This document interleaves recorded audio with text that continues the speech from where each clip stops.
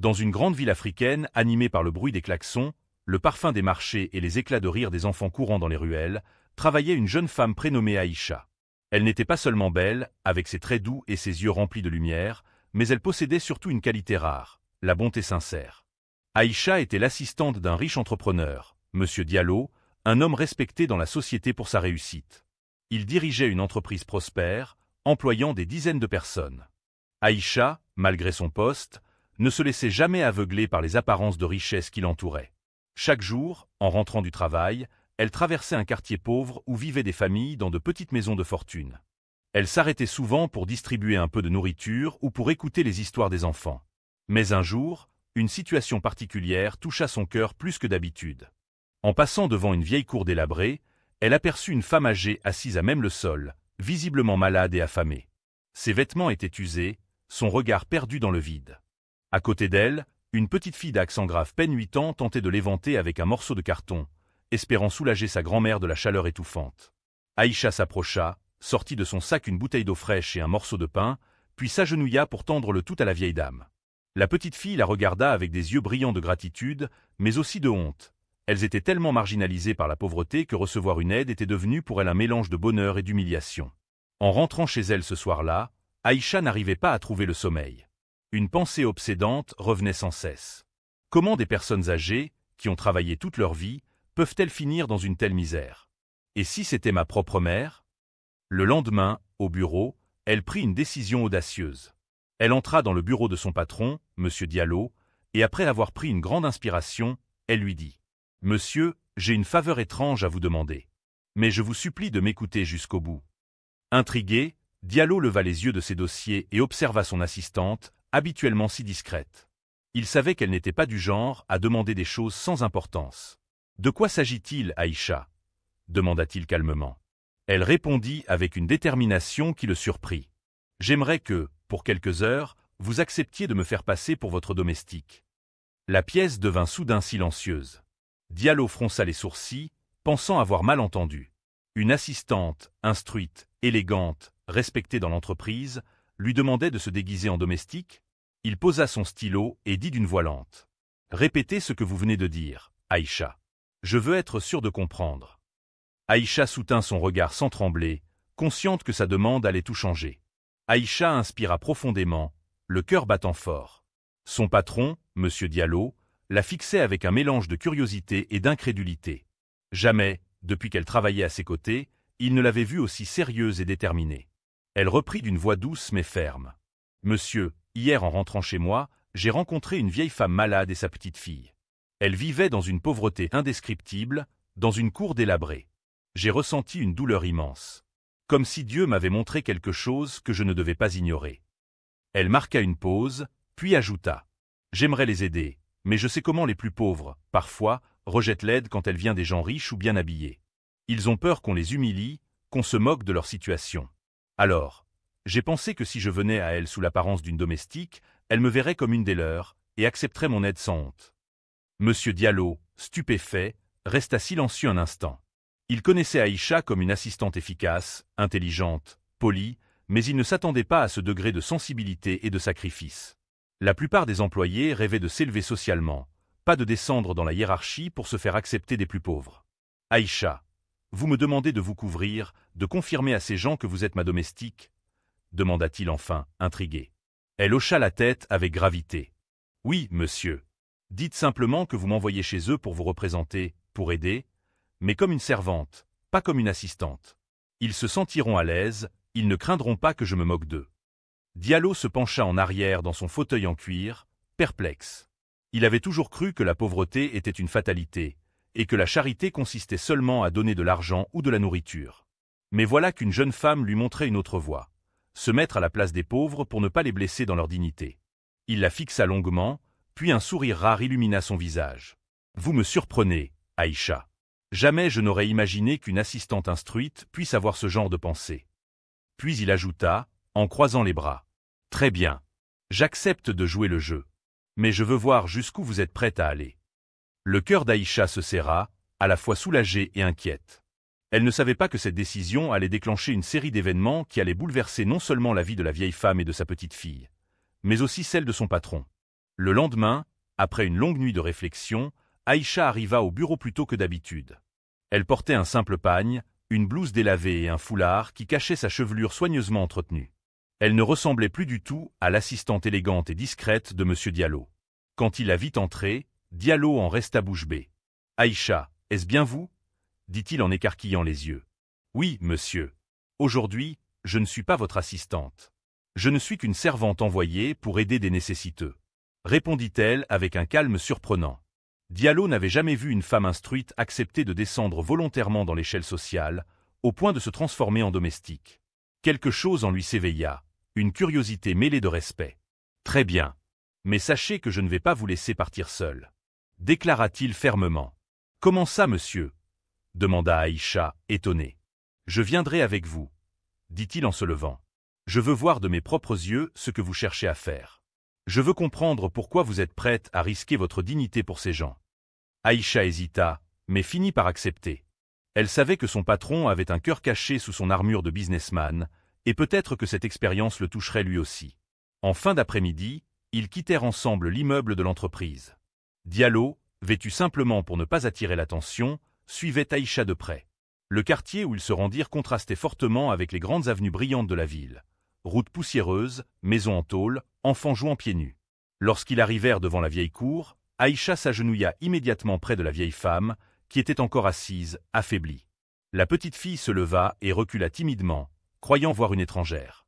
Avec douceur, Aïcha sortit du sac qu'elle avait préparé du riz, de l'huile et quelques médicaments simples. « Ma mère, je suis la servante d'un homme généreux. Il m'a envoyé pour vous aider, » dit-elle d'une voix douce. La vieille femme leva ses yeux fatigués, remplis de larmes. « Une servante ? Alors tu sais ce que c'est de vivre humblement. Tu ne te moqueras pas de nous, » murmura-t-elle avant de tendre ses mains tremblantes pour recevoir la nourriture. Diallo, resté en retrait, observait la scène avec stupeur. Ce qu'il vit ce jour-là l'ébranla au plus profond de son être. Pour la première fois, il comprit que la charité n'était pas seulement une question de richesse, mais aussi une question de respect et de dignité. Il se dit intérieurement : « Cette femme, elle m'apprend quelque chose que je n'ai jamais compris en 30 ans de réussite. » Et ce qu'il allait voir par la suite allait le choquer encore plus. Alors qu'Aïcha rangeait les affaires et aidait la petite fille à préparer un peu de riz pour sa grand-mère, un bruit étrange retentit dans la cour, un raclement de gorge, suivi de pas lourds qui s'approchaient. Un homme grand, maigre et vêtu de haillons entra brusquement. Ses yeux rouges, injectés de colère et de fatigue, faisaient peur. La petite fille se mit à trembler et se cacha derrière Aïcha. « Qui es-tu, toi » lança l'homme d'une voix rugueuse en fixant Aïcha. « Je suis une servante envoyée pour aider, » répondit-elle avec douceur, sans baisser les yeux. La vieille femme leva la main, comme pour calmer la tempête. « Laisse-la, Moussa, elle n'est pas venue pour nous faire du mal. Elle apporte à manger. » Diallo, toujours en retrait, comprit que cet homme devait être le fils de la vieille dame et le père de la petite. Mais au lieu de gratitude, il dégageait une hostilité farouche. Moussa s'approcha d'Aïcha d'un pas lourd. « Une servante envoyée par un riche, hein ? Toujours la même histoire. Vous venez nous donner des miettes pour apaiser votre conscience, et après vous retournez dans vos grandes maisons pour rire de nous. » cria-t-il avec amertume. Aïcha resta calme, posant une main protectrice sur la petite fille. « Non, je ne suis pas venu pour me moquer. Je suis venu parce que je sais ce que c'est d'avoir faim. J'ai grandi dans la pauvreté. Je n'ai pas oublié, » répondit-elle avec une sincérité désarmante. Ces mots frappèrent Moussa comme une gifle. Il resta figé un instant, incapable de répliquer. Diallo, de son côté, observait la scène avec un mélange de colère et de respect. Colère parce que cet homme osait insulter celle qui risquait sa réputation pour les aider, mais respect parce qu'Aïcha n'avait pas flanché. La vieille femme, les larmes aux yeux, murmura faiblement. « Ma fille, si tu dis vrai, alors Dieu t'a envoyée ici. Tu es différente des autres. » C'est alors qu'un cri déchirant éclata. La petite fille venait de s'effondrer, inconsciente, son petit corps secoué par une fièvre brûlante. Aïcha se précipita, paniquée. « Elle brûle. Elle est malade depuis combien de temps ?» demanda-t-elle en palpant son front. Moussa baissa les yeux, honteux. « Depuis plusieurs jours, mais je n'ai pas d'argent pour l'emmener à l'hôpital. » Le regard d'Aïcha croisa alors celui de son patron, caché dans l'ombre. Pour la première fois, M. Diallo sentit son cœur se serrer d'une douleur inconnue. Cette petite, qui pouvait être sa propre fille, luttait entre la vie et la mort. Il sut, à cet instant, qu'il ne pouvait plus rester spectateur. Le silence était lourd dans la cour, seulement brisé par la respiration saccadée de la petite fille étendue au sol. Aïcha, les mains tremblantes mais déterminées, essayait de la rafraîchir avec un peu d'eau. La vieille femme pleurait doucement, murmurant des prières, tandis que Moussa tournait en rond, impuissant, rongé par la honte. C'est alors qu'une voix grave s'éleva derrière eux. « Ça suffit, on ne peut pas la laisser mourir ici. » Tous se retournèrent brusquement. De l'ombre surgit M. Diallo, son allure imposante contrastant avec l'humilité d'Aïcha. La vieille femme écarquilla les yeux, Moussa recula instinctivement. « Qui êtes-vous » demanda-t-il d'une voix tremblante. Diallo s'approcha calmement, posant un regard ferme sur lui. « Je suis l'employeur de cette femme. Elle m'a parlé de vous, et j'ai décidé de venir voir par moi-même. » Aïcha resta figée, surprise qu'il se dévoile si tôt. Elle craignait que cette révélation ne ruine la confiance que la vieille femme avait commencé à accorder. Mais contre toute attente, ce fut un choc bien plus profond qui se produisit. La vieille dame baissa la tête, confuse. « Une employée. Mais vous êtes donc un grand homme, riche et puissant? Alors pourquoi?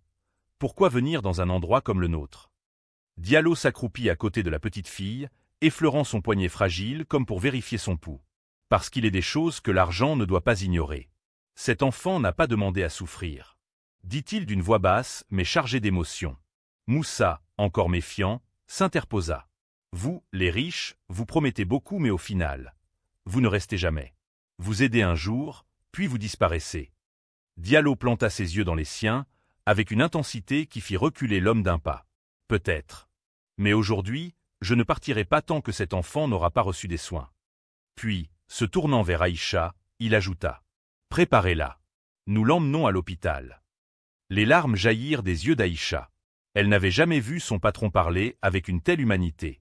Elle comprit alors que son geste n'avait pas seulement touché la vieille femme et sa petite fille, mais qu'il venait d'ouvrir un passage secret dans le cœur de cet homme d'affaires que beaucoup croyaient insensible. Moussa, bouleversé mais encore hésitant, lâcha simplement. « Si vous sauvez ma fille, alors je saurai que vous êtes différent. » Diallo prit doucement la fillette dans ses bras, comme s'il portait son propre sang. Et dans ce geste simple, Aïcha comprit. Quelque chose venait de changer pour toujours. Sous un ciel lourd où le soleil déclinait lentement, M. Diallo tenait la fillette contre sa poitrine. Son petit corps brûlant de fièvre paraissait si léger qu'il en fut bouleversé. Aïcha marchait à ses côtés, retenant les larmes qui menaçaient de couler. La vieille femme priait doucement, ses lèvres tremblantes récitant des invocations à voix basse. Quant à Moussa, il suivait derrière, la tête baissée, comme écrasé par le poids de sa propre impuissance. Diallo avait fait signe à son chauffeur, qui attendait non loin avec la voiture. Quand la portière s'ouvrit, Moussa hésita, les yeux fixés sur le véhicule brillant qui contrastait avec leur misère. « Montez !» lança Diallo d'une voix ferme. « Mais nous ne sommes pas faits pour ce genre de voiture !» balbutia Moussa, mal à l'aise. « Aujourd'hui, vous êtes fait pour sauver votre enfant !» répondit Diallo sans attendre, en installant la petite sur la banquette arrière. Aïcha prit place immédiatement à côté de la fillette, lui caressant doucement les cheveux. Moussa finit par entrer, le cœur serré, tandis que sa mère restait assise, refusant d'abandonner sa cour mais les bénissant de ses prières. La voiture fendit les rues poussiéreuses à toute vitesse, laissant derrière elle le quartier pauvre. Chaque seconde paraissait une éternité. Dans le silence tendu, seule la respiration faible de la fillette emplissait l'habitacle. Aïcha, la voix tremblante, murmura à Diallo. « Merci, monsieur. Sans vous, je n'aurais pas pu. » Il la coupa doucement. « C'est moi qui devrais vous remercier, Aïcha. Vous m'avez ouvert les yeux. » Moussa, qui jusque-là n'avait dit mot, finit par briser son mutisme. « Je vous ai jugé trop vite. J'ai cru que vous étiez comme les autres. Mais si ma fille survit, je vous serai redevable toute ma vie. » Diallo lui lança un regard sérieux, mais sans colère. « Ne me soyez pas redevable. Soyez redevable à votre fille. Changez pour elle. Offrez-lui une vie meilleure, même dans la pauvreté. » Ces paroles frappèrent Moussa comme un éclair. Il se mura à nouveau dans le silence, mais au fond de lui, une fissure venait de s'ouvrir. La honte et la fierté cédaient la place à une remise en question profonde. Quelques minutes plus tard, la voiture s'arrêta devant les urgences de l'hôpital. Diallo descendit précipitamment et confia la fillette au médecin. Alors que les portes battantes de la salle de soins se refermaient, Aïcha sentit sa gorge se nouer. La petite allait-elle s'en sortir? Diallo, lui, resta debout, les poings serrés. Pour la première fois depuis des années, il avait peur. Peur de perdre une vie qu'il venait à peine de serrer dans ses bras comme une bénédiction.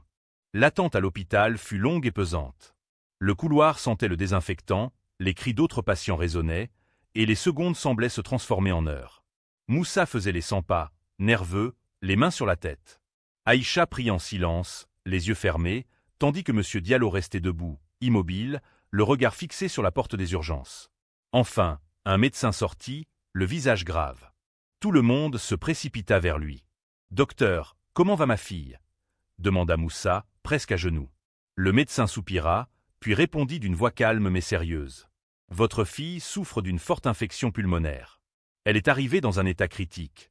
Si vous aviez attendu plus longtemps, elle n'aurait pas survécu. » Aïcha porta ses mains à sa bouche, les larmes aux yeux. « Est-ce qu'elle va s'en sortir ?» demanda-t-elle d'une voix brisée.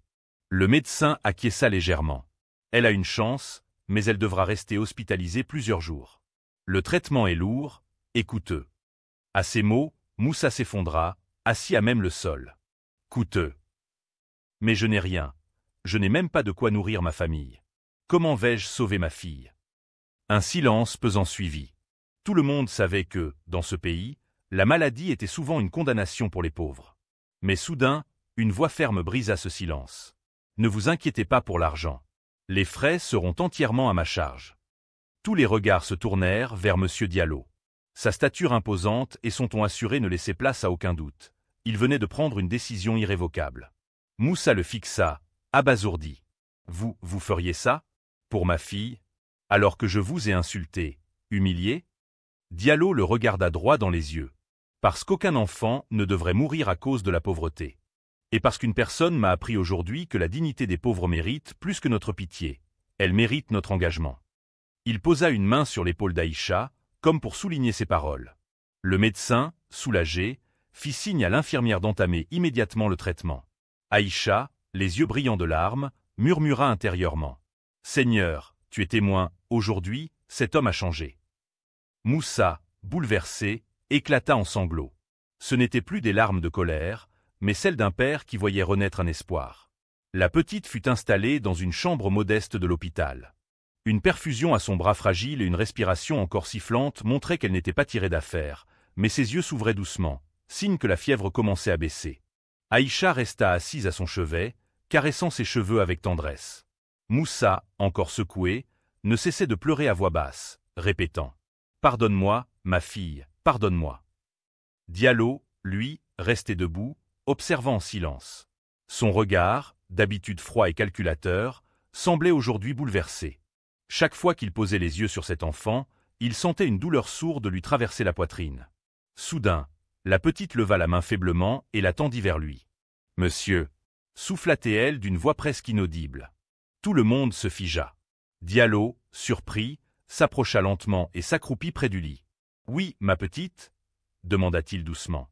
Elle le regarda avec des yeux fatigués mais brillants. « Vous êtes un docteur. » Un sourire inattendu se dessina sur le visage de Diallo. « Non, je ne suis pas docteur.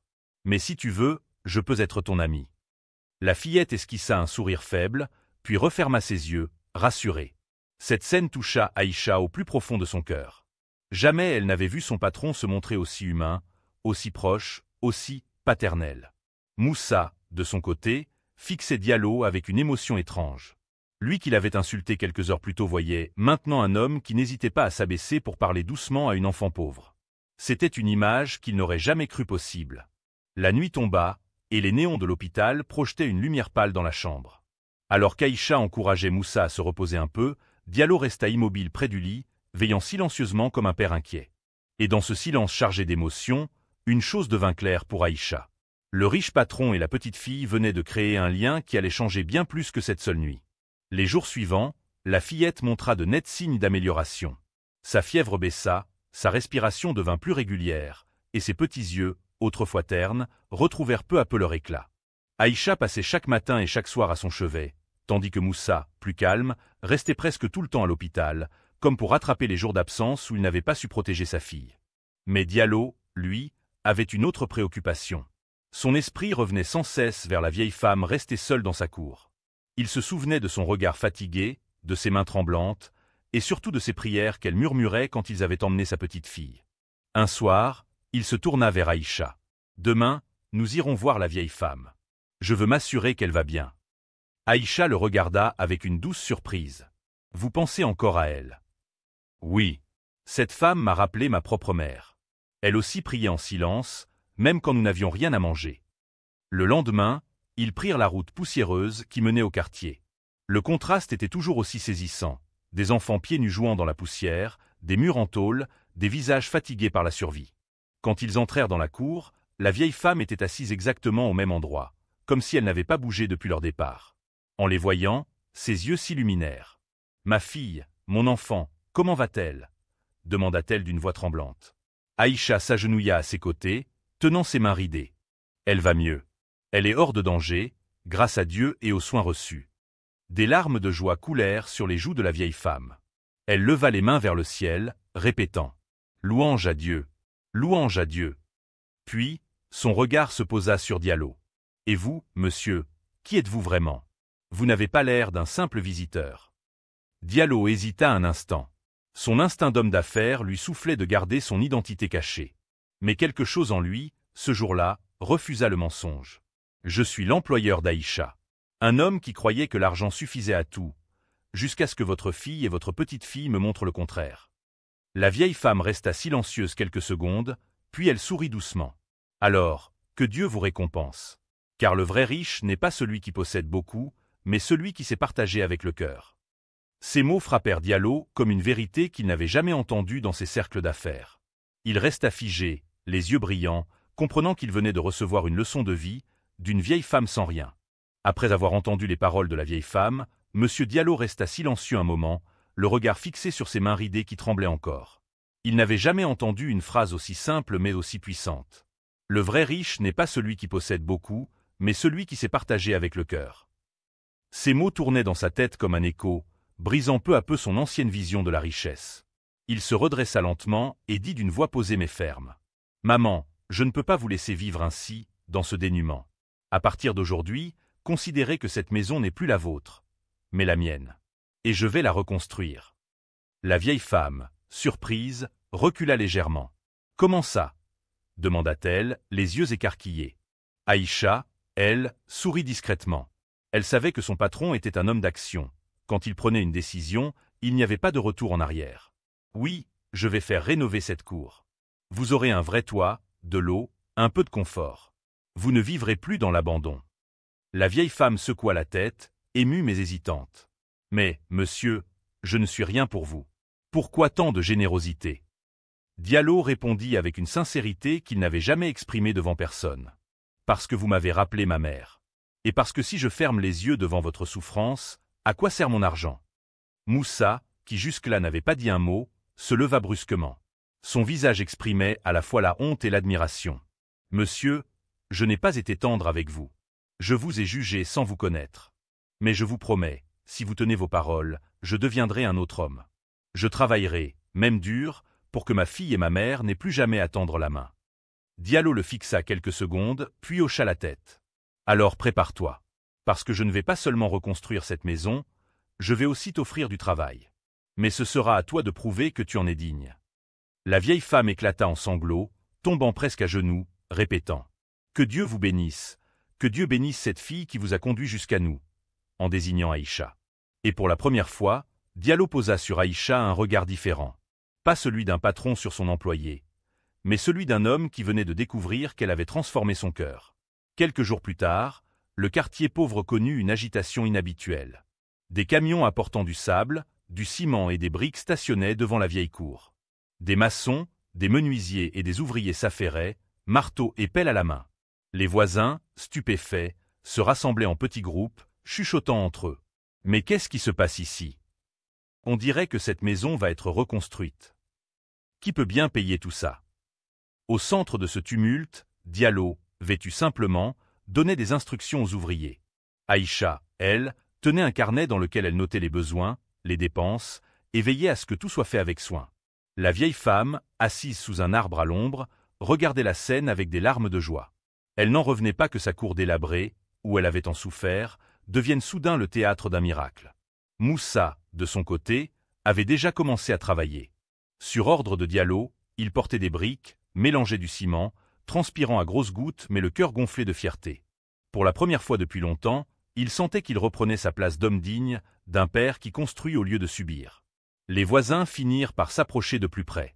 Une femme du quartier osa demander à Aïcha. « Ma fille, dis-nous, qui est ce grand monsieur qui fait tout ça ?» Aïcha sourit simplement, baissant les yeux. C'est un homme qui a compris que la richesse n'a de sens que lorsqu'on la partage. La rumeur se répandit rapidement dans tout le quartier. Certains pensaient qu'il s'agissait d'un politicien en campagne, d'autres d'un riche étranger. Mais personne n'aurait imaginé que tout cela avait commencé par une simple demande d'Aïcha. Se faire passer pour une domestique pour tendre la main sans blesser une dignité. Diallo, en observant le chantier, se surprit lui-même à sourire. Lui qui, autrefois, ne voyait la valeur des briques et du ciment que dans leurs bénéfices financiers, découvrait aujourd'hui une autre richesse, celle de construire pour les autres. Le soir, alors que le soleil se couchait et baignait le quartier d'une lumière dorée, la vieille femme s'approcha de Diallo et Aïcha. « Je ne sais pas ce que Dieu vous réserve, mais je sais qu'il vous a envoyé ici pour une raison. Vous n'êtes pas venus par hasard. » Ces paroles résonnèrent dans le cœur des deux. Et sans qu'ils ne le disent encore à voix haute, chacun savait que cette histoire n'était qu'à son commencement. 2 semaines plus tard, une journée lumineuse se leva sur la ville. Aïcha et Diallo étaient à l'hôpital dès l'aube, impatients de voir la fillette sortir après de longs jours de traitement. Elle avait repris des forces. Ses joues s'étaient légèrement arrondies, son regard brillait de vie, et elle pouvait déjà marcher en tenant la main de son père. Moussa, ému, ne cessait de répéter « Merci Seigneur, merci ». Quand ils quittèrent l'hôpital, Diallo avait prévu une surprise. Une voiture attendait pour les conduire directement au quartier. La petite fille croyait qu'elle rentrait dans la même maison délabrée qu'elle avait quittée, mais ce qui l'attendait allait dépasser ses rêves. Lorsqu'ils arrivèrent, le quartier entier était déjà réuni devant la nouvelle maison. Les murs fraîchement peints brillaient sous le soleil, une nouvelle toiture protégeait désormais la famille, et un petit jardin avait même été aménagé devant l'entrée. Les enfants du voisinage couraient partout, émerveillés. La vieille femme, qui avait suivi chaque étape du chantier, se tenait debout à la porte, vêtue d'un pagne propre qu'Aïcha lui avait offert. Elle rayonnait comme jamais. Quand la petite vit la maison, elle resta bouche bée, ses mains serrant celles de son père. « Papa, c'est vraiment chez nous ?» demanda-t-elle d'une voix tremblante. Moussa, les yeux embués, hocha la tête. « Oui, ma fille. Grâce à eux, c'est chez nous. » Elle lâcha sa main et courut vers Aïcha, se jetant dans ses bras. « Merci, grande sœur. Merci » cria-t-elle en riant et en pleurant à la fois. Puis, timidement, elle s'approcha de Diallo. Elle leva les yeux vers lui et, sans hésiter, l'enlaça à son tour. « Merci, docteur des cœurs » dit-elle innocemment, reprenant le mot qu'elle avait inventé la première fois. Un silence ému envahit la foule. Même les voisins, habitués à la dureté de la vie, sentirent leur cœur se réchauffer devant cette scène. Diallo, touché au plus profond de son âme, répondit doucement. « Non, ma petite.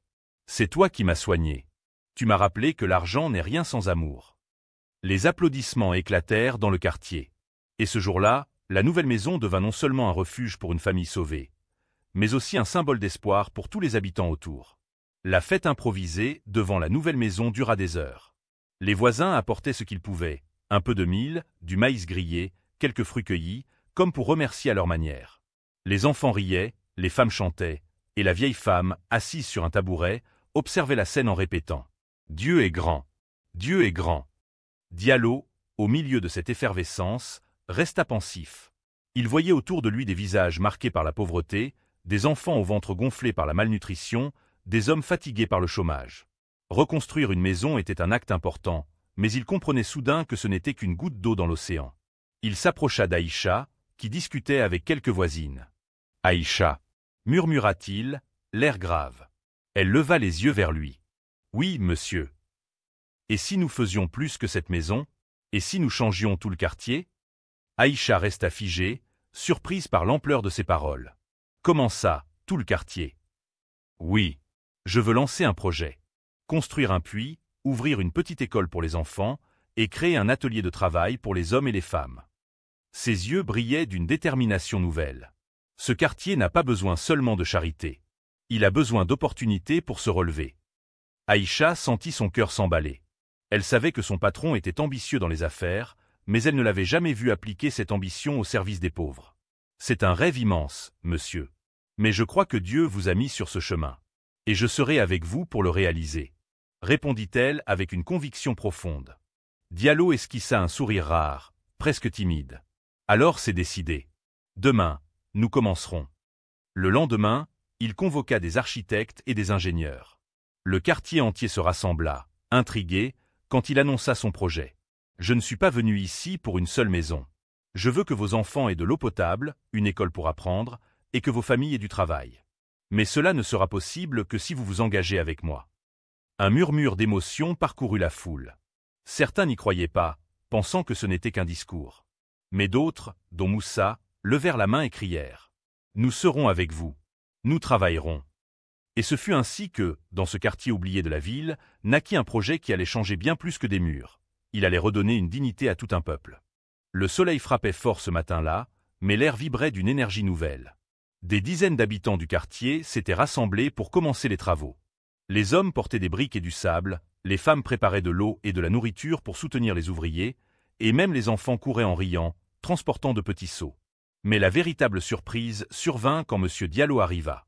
Il avait quitté son costume impeccable et ses chaussures vernies pour un simple pantalon, une chemise retroussée et des sandales. À la stupéfaction générale, il saisit une pelle et commença à mélanger du ciment, comme n'importe quel ouvrier. Un murmure parcourut la foule. Est-ce bien lui? Le riche patron? Il travaille avec nous. Jamais je n'ai vu un homme de sa stature prendre une pelle. Moussa, qui portait déjà des briques, s'arrêta, incrédule. « Monsieur, vous n'avez pas à faire ça, » dit-il, essoufflé. Diallo le regarda droit dans les yeux et répondit simplement. « Si je vous demande de travailler pour changer ce quartier, alors je dois commencer par donner l'exemple. » Ces mots frappèrent les habitants de plein fouet. Un silence respectueux s'installa, avant qu'un vieil homme ne s'écrie. « Alors aujourd'hui, nous travaillons ensemble comme des frères. » Et le chantier reprit de plus belle, cette fois dans une atmosphère où chacun sentait la fierté de participer à quelque chose de grand. Aïcha, debout un peu plus loin, observait la scène. Elle avait connu Diallo en tant qu'homme dur en affaires, distant et parfois impitoyable. Mais voir son patron, riche et respecté, plonger ses mains dans le ciment aux côtés des pauvres, c'était une image qu'elle n'aurait jamais imaginée. Une femme du quartier lui dit en souriant « Ma fille, ton patron n'est pas un homme ordinaire. Il a le cœur d'un chef. » Aïcha répondit doucement « Non, c'est vous tous qui êtes grands.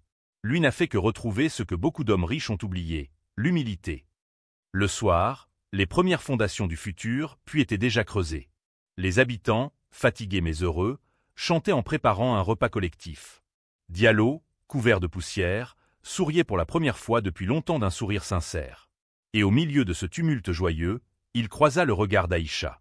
Elle le fixa avec une fierté silencieuse, comme si elle savait que cet homme venait de franchir une étape irréversible vers une nouvelle vie. Les jours passaient, et le chantier avançait à grands pas. Le puits prenait forme, les murs de la future petite école commençaient à s'élever, et déjà les habitants se projetaient dans un avenir différent. Mais au milieu de ce changement, une figure inattendue devint le symbole du projet, la petite fille de Moussa. Chaque matin, malgré sa convalescence, elle insistait pour venir au chantier. On la voyait marcher lentement, parfois portée par son père, et s'asseoir sur une pierre non loin des ouvriers. Ses yeux pétillants et son sourire fragile rappelaient à tous pourquoi il travaillait avec autant de courage. Un jour, alors que les hommes creusaient sous un soleil écrasant, elle se leva et cria d'une voix claire. « Courage! Cette école sera la nôtre. » Les ouvriers éclatèrent de rire et redoublèrent d'efforts. L'un d'eux lança. « Écoutez-la, elle est plus motivante qu'un chef de chantier. » Même Diallo, qui supervisait les travaux, ne put retenir un sourire. Il s'approcha de la petite et lui dit doucement. « Tu sais, ma petite, tu es devenue notre ambassadrice. C'est toi qui nous donnes la force de continuer. » Elle répondit, avec la naïveté de son âge. « Alors je serai l'ambassadrice du bonheur. » Ces mots simples mais puissants se propagèrent dans tout le quartier. Les habitants commencèrent à répéter « Nous construisons avec l'ambassadrice du bonheur ». Et cette phrase devint un cri de ralliement. Aïcha, qui observait la scène, sentit son cœur se serrer d'émotion. Elle savait que cette petite fille, qui avait failli mourir dans l'indifférence, devenait désormais la flamme qui rallumait l'espoir de tout un peuple. Un soir, autour du feu partagé après une journée de travail, un vieil homme du quartier déclara « Cet enfant est la preuve que Dieu ne nous a pas oubliés. Quand un enfant sourit malgré la douleur, tout un village retrouve la force de se lever. » Diallo, assis en silence, leva les yeux vers le ciel. Pour la première fois, il comprit que sa richesse ne valait rien sans ce sourire d'enfant. Et il se promit intérieurement. « Tant que je vivrai, je protégerai cette lumière. » Après des semaines d'efforts, le jour tant attendu arriva. Le puits était enfin terminé. Les maçons avaient posé les dernières pierres, et un grand seau attaché à une corde brillante pendait au-dessus de l'ouverture. Toute la communauté s'était rassemblée autour, les enfants en première ligne, les yeux remplis d'impatience. Diallo prit la parole, sa voix résonnant dans le silence respectueux du quartier. « Aujourd'hui, ce puits n'est pas le mien. Il est à vous. Il appartient à chaque enfant, chaque mère, chaque père de ce quartier. Plus jamais vous ne marcherez des kilomètres pour chercher de l'eau. » Aïcha, émue, ajouta avec un sourire. « Et souvenez-vous, cette eau n'est pas seulement pour étancher votre soif, mais pour rappeler que, quand nous sommes unis, nous pouvons tout construire. » Les habitants applaudirent, certains criant de joie, d'autres pleurant en silence. Moussa, tremblant d'émotion, fut désigné pour tirer le premier seau. La corde grinça doucement, et l'eau claire remonta du fond, éclaboussant de fraîcheur les visages qui s'étaient approchés. La petite fille, toujours surnommée l'ambassadrice du bonheur, plongea ses petites mains dans le seau et but la première gorgée. « Elle est fraîche !» s'exclama-t-elle en riant. Les enfants se ruèrent ensuite pour remplir leurs calebasses, certains s'arrosant joyeusement, d'autres aidant leurs parents à porter l'eau. Ce fut un moment de liesse inoubliable. Les cris de joie, les chants, les rires résonnaient jusque dans les rues voisines. Diallo, debout aux côtés d'Aïcha, observait la scène avec une émotion qu'il ne cherchait même plus à cacher. « Regarde, Aïcha, ce n'est qu'un puits, mais pour eux, c'est comme si je leur avais offert un palais. »« Parce que, monsieur, parfois une goutte d'eau vaut plus qu'une montagne d'or, » répondit-elle doucement. La vieille femme, appuyée sur une canne, s'avança et déclara d'une voix vibrante. « Aujourd'hui, vous avez redonné vie à ce quartier. Vous avez fait couler l'eau, mais surtout, vous avez fait couler l'espoir dans nos cœurs. » Et tandis que le soleil se couchait derrière les maisons en tôle, illuminant l'eau scintillante du puits, chacun sut que ce jour resterait gravé comme le début d'une nouvelle ère. Quelques semaines après l'inauguration du puits, un nouveau chantier battait son plein, la construction de l'école. Les fondations étaient posées, les murs s'élevaient peu à peu, et les enfants, chaque jour, venaient regarder les ouvriers travailler, rêvant du moment où ils pourraient enfin s'asseoir sur des bancs pour apprendre à lire et à écrire. La petite ambassadrice du bonheur s'amusait à dessiner des lettres dans la poussière avec un bâton, encourageant les autres enfants à l'imiter. « Ici, bientôt, nous aurons une vraie école !» criait-elle, comme si elle était déjà la maîtresse. Aïcha, attendrie, la regardait en souriant. Diallo, lui, supervisait le projet avec une précision d'homme d'affaires, mais aussi une chaleur nouvelle. Il ne parlait pas seulement de murs et de toits, mais de rêves et d'avenir. Pourtant, au milieu de cette atmosphère d'espoir, un nuage sombre apparut. Un après-midi, alors qu'ils discutaient avec les maçons, deux hommes en costume vinrent à leur rencontre. Ils étaient bien habillés, portaient des dossiers sous le bras, et leur attitude arrogante contrastait fortement avec l'humilité du quartier. « Monsieur Diallo » dit l'un d'eux froidement. « C'est moi. Que puis-je pour vous » répondit-il, méfiant. L'homme ouvrit son dossier et montra un papier. « Nous représentons la mairie. Cette zone est considérée comme un terrain d'État. Officiellement, vous n'avez pas l'autorisation de construire ici. » Un silence pesant s'abattit. Les habitants qui avaient entendu commencèrent à murmurer, inquiets. Moussa fronça les sourcils, les poings serrés. « Comment ça, pas d'autorisation? Nous vivons ici depuis des générations. Et personne n'est jamais venu nous aider. » cria-t-il avec colère. Mais l'homme en costume resta impassible. « La loi est la loi. Si vous continuez sans régularisation, tout ce que vous avez construit pourra être démoli. » Aïcha sentit son cœur se serrer. Elle regarda Diallo, qui fixait les deux hommes avec un calme apparent, mais dont les yeux brillaient d'une colère contenue.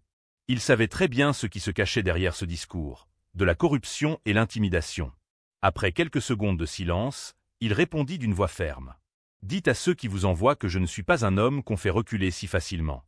Ce quartier a commencé à renaître, et personne ne le replongera dans la poussière. » Les deux hommes échangèrent un regard, puis s'éloignèrent, laissant derrière eux une tension palpable. Aïcha posa sa main sur le bras de son patron. « Monsieur, cela pourrait devenir dangereux. »« Je sais, » dit-il simplement, en observant les enfants qui continuaient à rire près des murs inachevés. Puis il ajouta, « Mais si je recule aujourd'hui, je leur volerai leur avenir. Et ça, je ne le permettrai jamais. » Les paroles des hommes en costume résonnaient encore dans la tête de Diallo. Toute la nuit, il tourna dans sa grande maison luxueuse, incapable de trouver le sommeil. Il repensait au rire des enfants, aux larmes de la vieille femme, et surtout au sourire fragile de l'ambassadrice du bonheur. Mais il connaissait trop bien les rouages de la société. Derrière cette mise en garde, il y avait sûrement des fonctionnaires corrompus qui voulaient soutirer de l'argent. Il n'avait jamais mis les pieds dans ce quartier oublié, mais dès qu'un homme essayait d'y apporter du changement, ils venaient tendre leurs mains avides. Le lendemain, Diallo convoqua Aïcha à son bureau. « Ils ne veulent pas la loi, Aïcha. Ils veulent de l'argent, dit-il avec amertume. « Alors, allez-vous payer ?» demanda-t-elle, inquiète. Diallo se leva brusquement, serrant les poings. « Non. Si je cède, ce quartier restera toujours une proie. Aujourd'hui pour le puits, demain pour l'école, après-demain pour leur maison. » Il fit quelques pas, puis se tourna vers elle. « Je vais les affronter. Mais pas seul. J'utiliserai mon nom, mon réseau, ma position. Et si je dois mettre en lumière leur corruption, je le ferai. » Aïcha pâlit. « Mais monsieur, vous savez que ça peut être dangereux. Ces hommes ont du pouvoir. Ils pourraient salir votre réputation, ou pire encore. » Diallo s'approcha d'elle et posa une main rassurante sur son épaule. « J'ai passé ma vie à bâtir ma fortune. Si je dois risquer quelque chose, alors que ce soit pour une cause juste. » Quelques jours plus tard, il demanda une audience à la mairie. Dans une salle officielle, entourée de fonctionnaires, Diallo présenta un dossier complet. Les plans de l'école, les photos du puits, et surtout des témoignages des habitants. Il déclara d'une voix forte. « Ce quartier n'a jamais reçu un seul centime d'aide publique. Aujourd'hui, nous construisons nous-mêmes notre avenir. Si vous voulez arrêter ce projet, faites-le devant le peuple et devant Dieu. Mais sachez que je n'ai pas peur de rendre publique votre indifférence et vos menaces. » Un silence tendu suivit. Certains fonctionnaires baissèrent les yeux, d'autres s'agitèrent, conscients qu'ils venaient de mettre en lumière ce qu'ils voulaient cacher. Quand il sortit de la salle, Aïcha, qui l'attendait dehors, courut vers lui. Alors, Diallo esquissa un léger sourire. « Ils ne toucheront pas à ce quartier. Pas tant que je serai là.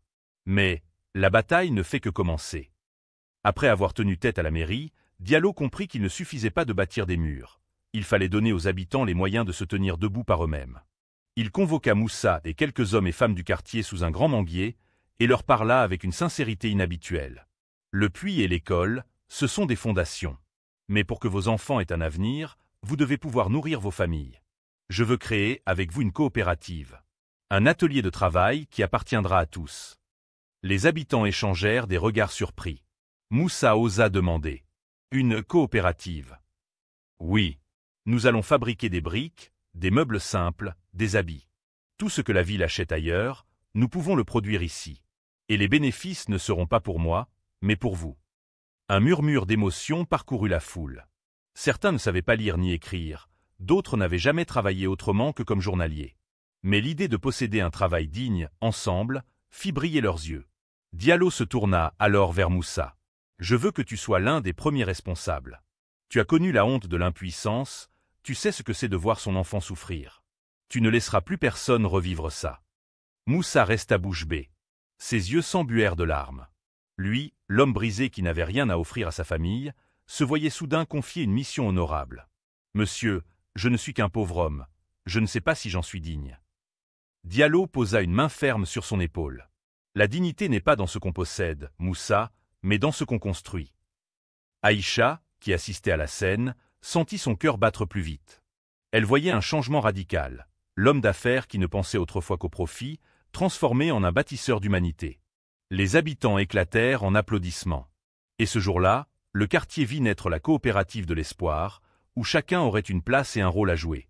La petite ambassadrice du bonheur, perchée sur un tabouret, leva les bras en criant « Nous allons devenir les plus forts !»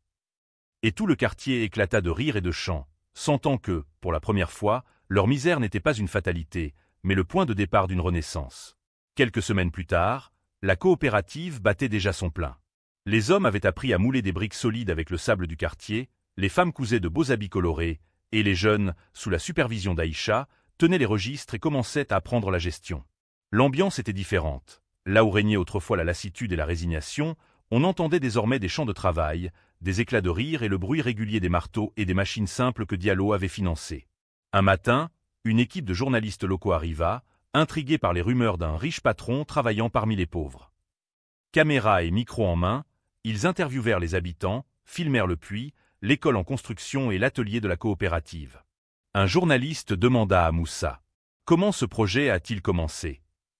Moussa, le front couvert de sueur, répondit avec fierté. « Ça a commencé avec une femme au grand cœur, Aïcha, et un patron qui a osé écouter son employé. » Les caméras se tournèrent ensuite vers Diallo. Lui, qui avait toujours cultivé l'image d'un homme d'affaires froid et inaccessible, apparut devant les micros avec un sourire simple, les manches retroussées, couvert de poussière comme n'importe quel ouvrier. « Pourquoi faites-vous cela, monsieur Diallo ?» demanda un journaliste. Il répondit sans détour. « Parce qu'un enfant m'a rappelé que la vraie richesse ne se compte pas en billets, mais en sourires. Parce qu'un peuple digne vaut plus qu'un compte en banque. Et parce que, si nous n'aidons pas les plus faibles, nous perdons notre humanité. » Ces paroles firent la une des journaux locaux le lendemain. Très vite, son geste fut salué comme un exemple, mais il attira aussi des jalousies. Certains hommes d'affaires commencèrent à murmurer que Diallo jouait au héros pour se donner une image. D'autres, influents, craignaient que sa popularité grandissante ne menace leurs propres intérêts. Un soir, Aïcha entra dans son bureau et trouva Diallo pensif, les yeux fixés sur les journaux étalés devant lui. « Vous avez vu ?» dit-elle doucement. « Oui. On me loue, mais on me critique aussi. Je savais que ça arriverait. » Aïcha s'approcha et ajouta. « Mais souvenez-vous, monsieur, ce n'est pas leur opinion qui compte. Ce sont les regards des enfants, les prières de la vieille femme, et la dignité retrouvée de ces hommes. Voilà votre vraie victoire. » Diallo la regarda longuement, et pour la première fois, il sentit qu'Aïcha n'était plus seulement une assistante, mais la voix de sa conscience. Une nuit sans lune, alors que le quartier dormait paisiblement, un bruit sourd résonna du côté de l'atelier de la coopérative. Personne ne remarqua rien immédiatement. Mais au petit matin, un cri d'horreur retentit. « Venez vite. Venez voir. » Les habitants se précipitèrent. Le spectacle était désolant. Les briques fraîchement moulées avaient été détruites, les outils renversés, et une partie du toit de l'atelier avait été incendiée. Moussa, qui fut le premier sur les lieux, tomba à genoux, les larmes aux yeux. « Qui a fait ça? Pourquoi nous ?» cria-t-il. La nouvelle se répandit comme une traînée de poudre dans tout le quartier. Les visages se fermèrent, les murmures devinrent colère. Ils veulent nous décourager. C'est sûrement ceux qui n'acceptent pas qu'on se relève. Ils veulent tuer notre espoir.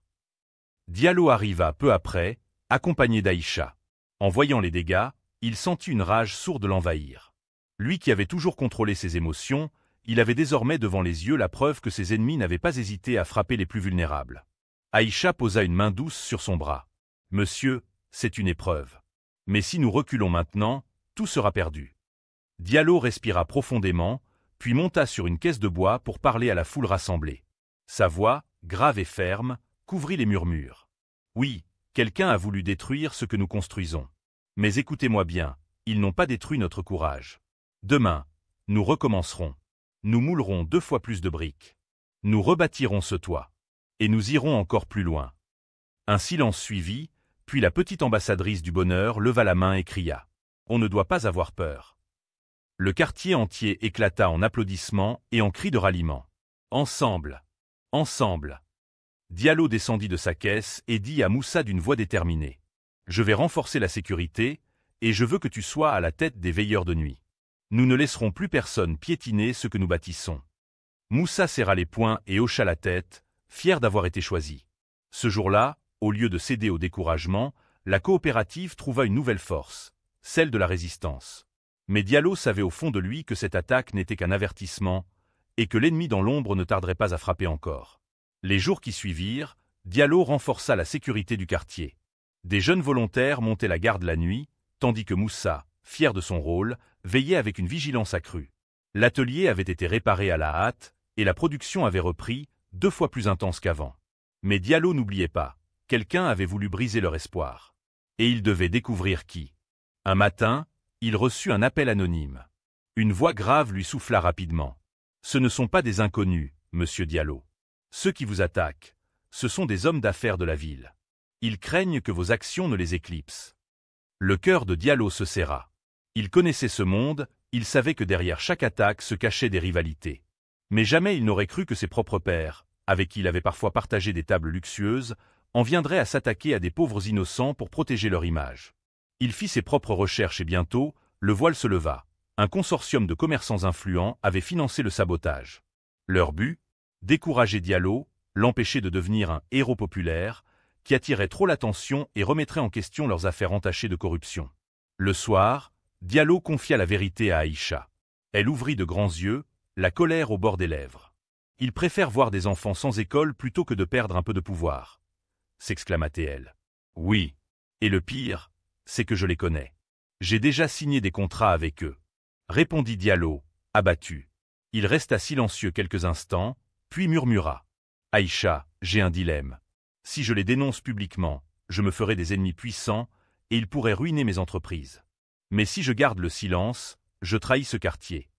Aïcha le fixa droit dans les yeux. Monsieur, ce n'est pas votre fortune qui fait votre grandeur. C'est ce que vous osez protéger. Si vous les laissez faire, alors tout ce que nous avons bâti sera un mensonge. Les paroles d'Aïcha résonnèrent comme une vérité indiscutable. Diallo comprit qu'il devait choisir entre protéger sa richesse ou défendre sa nouvelle famille de cœur. Il se leva lentement et déclara. Alors je parlerai. Qu'ils détruisent mes affaires si cela leur chante, mais ils ne détruiront pas ma dignité. Aïcha esquissa un sourire, les larmes aux yeux. Elle venait de voir son patron franchir une nouvelle étape. Il n'était plus seulement un homme d'affaires, mais un homme de principe. Quelques jours plus tard, Diallo convoqua une conférence de presse dans un grand hôtel de la ville. Les journalistes affluèrent, intrigués par l'annonce, un grand entrepreneur prend la parole sur un projet social menacé. Dans la salle comble, Diallo monta sur l'estrade. Il n'avait pas mis son costume habituel. Vêtu simplement, les manches retroussées, il voulait apparaître tel qu'il était devenu, un homme du peuple. Aïcha était à ses côtés, tenant un dossier de preuves soigneusement préparé. Il commença d'une voix posée, mais ferme. « Mesdames et messieurs, vous avez vu les articles sur ce quartier où nous avons construit un puits, une école et une coopérative. Mais ce que vous ne savez pas, c'est que ces projets sont menacés. Pas par le manque de moyens, mais par ceux qui craignent la lumière de l'espoir. » La salle devint silencieuse. Les journalistes retenaient leur souffle. Diallo sortit alors des documents, des lettres, des contrats, des preuves discrètes mais accablantes. Oui, des hommes d'affaires influents, certains même avec qui j'ai déjà travaillé, ont financé le sabotage de notre coopérative. Leur peur? Que des pauvres se relèvent. Leur motif? Ne pas perdre leur contrôle et leurs privilèges. Un murmure d'indignation secoua la salle. Les caméras crépitaient, les micros s'approchaient. Un journaliste lança. « Monsieur Diallo, n'avez-vous pas peur de perdre vos affaires en dénonçant vos propres partenaires ?» Diallo le fixa avec une intensité froide. « J'ai peur, oui. Mais j'ai plus peur encore de regarder demain les enfants de ce quartier et de savoir que je les ai trahis. » La salle éclata en applaudissements. Les journalistes s'empressèrent de poser des questions, de filmer les preuves. Le soir même, les journaux titrèrent. Diallo dénonce la corruption, la bataille pour sauver un quartier. Dans les quartiers populaires, son nom devint un symbole de courage. Mais dans les cercles d'affaires, la fureur grondait. Les hommes qui l'avaient exposé se sentaient humiliés. Ce soir-là, de retour au chantier, Moussa et les habitants l'accueillirent comme un héros. La petite ambassadrice du bonheur courut vers lui et cria. « Tu n'as pas eu peur. Tu es comme un lion. » Diallo éclata de rire et la souleva dans ses bras. Mais dans son cœur, il savait, la guerre venait de commencer et ses ennemis ne resteraient pas silencieux. La conférence de presse avait secoué la ville. Dans les rues populaires, le nom de Diallo était sur toutes les lèvres. On l'appelait l'homme du peuple. Mais dans les salons luxueux et les bureaux climatisés des grands hommes d'affaires, la colère grondait. Quelques jours plus tard, la riposte arriva. Les journaux économiques commencèrent à publier des articles diffamatoires. Diallo en faillite imminente. Des soupçons de fraude dans ces sociétés. Un projet social qui cache des ambitions politiques. Dans ses bureaux, certains de ses partenaires se retirèrent brutalement de contrats importants. Ses comptes bancaires furent contrôlés, ses marchandises bloquées au port par des procédures administratives. Tout cela n'était pas un hasard, c'était une attaque coordonnée. Aïcha entra un matin dans son bureau, les journaux à la main, le visage sombre. « Monsieur, ils essaient de vous détruire. » Diallo, assis derrière son bureau, serrait les poings mais gardait un calme surprenant. « Je le savais, Aïcha. Mais regarde autour de nous. » Il ouvrit la fenêtre qui donnait sur la cour de l'atelier de la coopérative. Dehors, les habitants travaillaient malgré tout, les enfants riaient près du puits, et les murs de l'école continuaient de s'élever. « Ils peuvent me prendre mes contrats, mais ils ne prendront pas ce sourire, » dit-il en désignant la petite ambassadrice qui chantait avec d'autres enfants. Pourtant, la situation devenait grave. Un soir, Moussa arriva en courant, essoufflé. « Monsieur, j'ai entendu des hommes dire qu'ils allaient brûler l'atelier cette nuit. Ils veulent frapper encore plus fort. » Un silence pesant tomba. Aïcha pâlit. Diallo se leva immédiatement, le regard dur comme jamais. « Qu'ils viennent. Mais cette fois, ils me trouveront sur leur chemin. Il réunit aussitôt les habitants du quartier. Écoutez-moi. Ce projet n'est pas le mien. Il est à vous. S'ils veulent le détruire, ils devront passer par chacun de nous. Les hommes levèrent les poings, les femmes hochèrent la tête avec détermination. Le quartier entier se prépara à défendre ce qui était désormais leur fierté. Et cette nuit-là, pour la première fois, Diallo, l'homme habitué au bureau climatisé, resta debout avec Moussa et les jeunes du quartier, une lampe à la main, prêt à protéger non pas ses affaires, mais sa nouvelle famille. La nuit était lourde, sans lune, avec un silence étrange qui planait sur le quartier. Autour de l'atelier de la coopérative, les habitants s'étaient rassemblés, veillant en petits groupes. Les femmes avaient préparé du thé pour tenir éveillés les hommes, et les enfants, cette fois, avaient été envoyés dormir à l'abri. Diallo se tenait debout, une lampe tempête à la main. À ses côtés, Moussa, le regard ferme, surveillait les alentours. L'air était chargé de tension. Soudain, des bruits de pas précipités résonnèrent dans la ruelle sombre. Des silhouettes encapuchonnées apparurent, portant des bidons d'essence et des bâtons. Ils étaient venus pour brûler ce que le quartier avait construit. Moussa cria. « Les voilà !» En un instant, les habitants surgirent de l'ombre, encerclant les assaillants. Les femmes frappaient sur des casseroles, faisant résonner un vacarme qui réveilla tout le quartier. Les hommes, armés de simples bâtons et de leur courage, barrèrent le passage. L'un des saboteurs, surpris par la mobilisation, tenta de lancer son bidon. Mais Diallo s'avança d'un pas puissant et l'arrêta net. « Assez! Vous ne détruirez pas ce que nous avons bâti avec nos mains et nos cœurs !» cria-t-il d'une voix qui résonna dans la nuit. Les assaillants hésitèrent. Ils n'avaient pas prévu de trouver tout un quartier debout, uni, prêt à se battre pour protéger un puits, une école, un atelier, mais surtout leur dignité retrouvée. Alors que la tension montait, un cri fendit l'air. « Laissez notre école tranquille !» C'était la petite ambassadrice du bonheur, sortie en courant malgré les consignes. Elle se posta devant l'atelier, les bras écartés, tremblante mais déterminée. « Si vous voulez brûler, vous devrez me brûler avec. » Un silence glaçant suivit. Même les saboteurs baissèrent leurs bidons, troublés par le courage de l'enfant. Diallo, bouleversé, s'avança et la prit doucement dans ses bras. « Non, ma petite. Ce n'est pas à toi de nous protéger. C'est à nous de protéger ton avenir. » À cet instant, les habitants poussèrent un cri d'unité, avançant d'un seul bloc. Dépassés par cette force collective, les saboteurs prirent la fuite dans la nuit. Quand tout redevint calme, Moussa tomba à genoux, serrant sa fille contre lui. « Tu es mon héroïne. Tu nous as donné la force que même les armes ne pouvaient pas nous enlever. » Diallo, les yeux brillants, regarda la foule rassemblée. « Vous avez prouvé ce soir que ce quartier est invincible.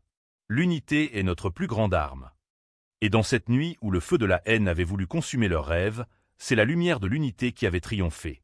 Le lendemain de cette nuit mémorable, le quartier tout entier se réveilla avec une énergie nouvelle. Les habitants, fatigués mais fiers, racontaient comment ils avaient protégé leur école, leur puits et leur coopérative.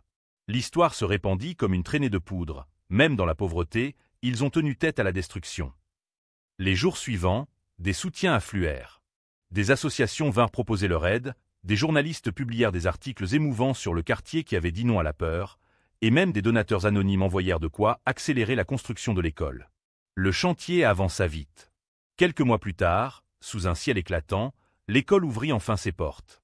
Des murs solides, des bancs neufs, des tableaux noirs, et des enfants qui entraient en riant, portant fièrement leurs cahiers. La vieille femme, appuyée sur sa canne, pleurait de joie en murmurant « J'ai vu la misère, et aujourd'hui, je vois la résurrection. » Diallo, debout devant l'école, prit la parole devant tout le quartier rassemblé. « Ce que nous avons bâti ensemble n'est pas seulement une école, ni un puits, ni un atelier. C'est une dignité retrouvée. Ce quartier m'a transformé. Et aujourd'hui, j'ai pris une décision. » Un silence solennel tomba. Tous attendaient ces mots. « Je vais léguer une partie de ma fortune pour créer une fondation. Elle portera le nom de ce quartier, et elle servira à éduquer, soigner et relever les plus oubliés de notre pays. » Un tonnerre d'applaudissements éclata. Les femmes chantaient, les hommes criaient de joie, les enfants sautaient partout. Moussa, incapable de retenir ses larmes, serra la main de Diallo avec force. « Vous êtes devenu l'un des nôtres. » La petite ambassadrice du bonheur s'approcha de lui, leva la tête et demanda avec son innocence habituelle. « Alors maintenant, tu es vraiment notre docteur des cœurs. » Diallo sourit, ému aux larmes, et répondit en la prenant dans ses bras. « Oui, ma petite. Et je le serai jusqu'à mon dernier souffle. » Le soleil couchant baignait le quartier d'une lumière dorée. Entre les murs de l'école, les éclats de rire des enfants résonnaient comme une promesse d'avenir. Ainsi s'acheva l'histoire de l'assistante qui avait osé demander à son patron de se faire passer pour un domestique. Une demande étrange qui avait ouvert la porte à une transformation incroyable. Car parfois, il suffit d'un petit geste de bonté pour changer le destin d'un quartier, d'une ville et d'un homme.